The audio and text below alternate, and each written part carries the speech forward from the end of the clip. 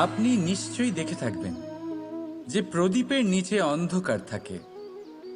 যে প্রদীপ সংসারকে আলোকিত করে সেই প্রদীপের নিচেই অন্ধকার।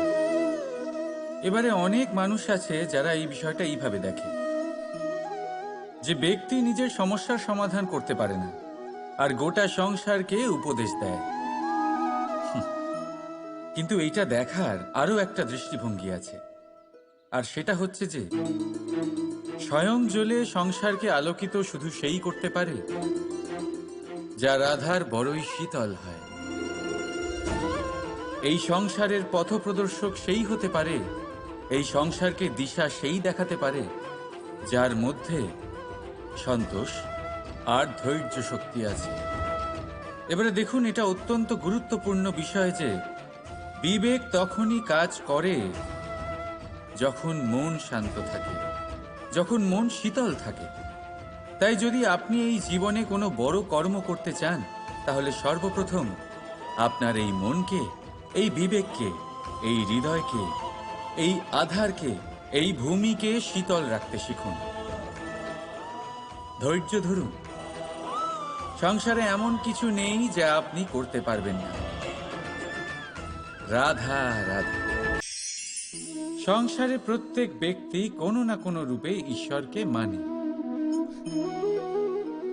কেউ মূর্তি রূপে, তো কেউ তত্ত্ব রূপে, কেউ ভাবনা রূপে, আবার কেউ স্বভাব রূপে।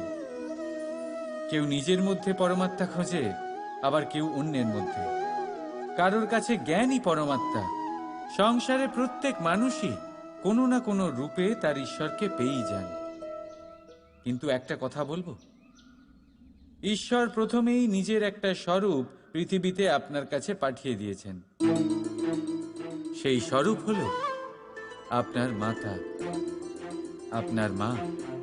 সেই মা যিনি আপনাকে জন্ম দিয়েছেন, আপনাকে বাঁচতে শিখিয়েছেন, আপনাকে সংস্কার দিয়েছেন।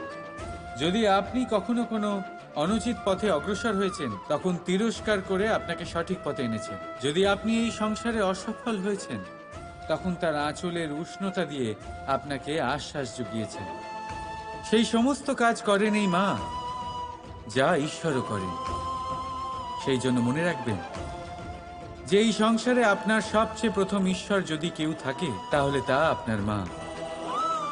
প্রত্যেক প্রতিমাতে ঈশ্বর নাই থাকতে পারে, কিন্তু প্রত্যেক মায়ের মধ্যে ঈশ্বর অবশ্যই থাকে। রাধা রাধা। অভিমান, আত্মসম্মান, অহংকার, দেখতে গেলে এই তিনটি শব্দ ভিন্ন ভিন্ন, কিন্তু এর মূল আধার একই, আত্মসম্মান। এবার যদি কথা বলি আপনার শরীরের, আপনার সংস্কৃতির, আপনার সম্পর্কের, তাহলে অভিমান থাকা স্বাভাবিক। এবার যদি কথা বলি আপনার ব্যক্তিত্ব নিয়ে, আপনার আদর্শ নিয়ে, আপনার বিচারধারা নিয়ে, তাহলে আত্মসম্মান হলো একটা গুণ। যদি এইভাবে বলা হয় যে আমি এই কার্য কারোর সাহায্য ছাড়া, সহযোগিতা ছাড়াও করতে পারি, তাহলে এটা আত্মসম্মান, আর এটা সঠিক। যদি এভাবে বলা হয় যে আমি এই কার্য কারোর সাহায্য ছাড়াই বা কারোর সহযোগিতা ছাড়াই করে ফেলেছি, তাহলে এটা অভিমান, এটাও সঠিক। কিন্তু এই কার্য শুধুমাত্র আমিই করতে পারি আর কেউ নয়, এটা অহংকার। তাহলে এই শব্দ এবং তার অর্থ বোঝার চেষ্টা করুন। জীবন ধারণের এক নতুন পথ খুঁজে পাবেন। রাধা রাধা।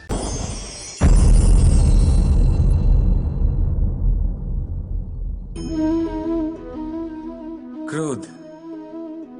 লোকে বলে যে এই ক্রোধ পাপেরই মূল। কিন্তু সত্যি কি এই ক্রোধ পাপের মূল? একটু ভেবে দেখুন, এই ক্রোধ বাস্তবে আসলে কি? এই ক্রোধ একটা অনুভূতি যা আপনার মধ্যে হঠাৎই অসীমিত তেজ সঞ্চালন করে। এবারে আমি আপনাকে কিছু উদাহরণ দিচ্ছি যাতে আপনি বুঝতে পারেন যে ক্রোধ আপনার জন্য ভালো কি না। যদি কারোর সাথে অন্যায় হয়, আর এটা দেখে আপনার ক্রোধ হয়, আর এই ক্রোধ আপনাকে তার সাহায্য করতে প্রেরণা যোগায়। তাহলে এই ক্রোধ অবশ্যই ভালো। যদি কোথাও আপনি দেখেন যে কোনো নারীর ওপরে অত্যাচার হচ্ছে, আর সেটা দেখে আপনার ক্রোধ হয়, আর এই ক্রোধ আপনাকে তার সাহায্য করতে সাহস যোগায়, তাহলে এই ক্রোধ অবশ্যই ভালো। যদি এই সংসারে কোথাও আপনি কোনো অনৈতিক কাজ বা ছলনা দেখেন, আর আপনার তাতে ক্রোধ না হয়, কিছুই অনুভব করেন না, তাহলে এটা কাপুরুষতা। তার মানে এটাই যে আপনি আপনার মনুষ্যত্ব হারিয়ে ফেলেছেন। তাই এটা বোঝার চেষ্টা করুন, আপনার ক্রোধের তেজের ব্যবহারের ওপরে নির্ভরশীল হল এই ক্রোধ আপনার জন্য পাপের সমান, নাকি এই ক্রোধ আপনার জন্য পুণ্যের স্থাপক। রাধা রাধা। মোহ। শাস্ত্রে লেখা আছে যে মোহ শুধু সেই ব্যক্তিকেই নয়, বরং সেই আরেক ব্যক্তিকেও বিনাশ করে দেয় যার ওপরে সেই মোহ আছে। এবারে লোকে কি করেন, এই শাস্ত্রে লেখা কথাগুলি শুধু শাব্দিক অর্থে নেন। এই মোহ, দেখুন, এটা শুভও হতে পারে, শুধু এর রূপ ভিন্ন ভিন্ন হয়। এটা ভালো করে বুঝতে হবে।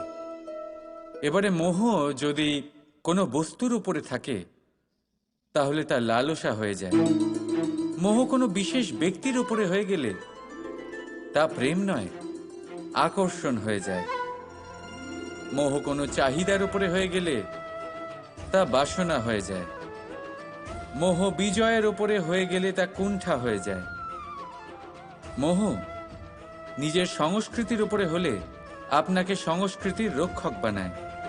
যদি এই মোহ নিজের গুণের উপরে হয়, তাহলে সেই শিল্প দ্বারা আপনি এই সংসারে অদ্ভুত সব কাজ করতে পারবেন। এবারে এটা আপনার উপরে নির্ভরশীল যে এই মোহকে আপনি সৃজনের আধার বানাতে চাইবেন, নাকি বিনাশের অস্ত্র বানাতে চাইবেন। ভেবে দেখুন, সিদ্ধান্ত আপনার। রাধা রাধা।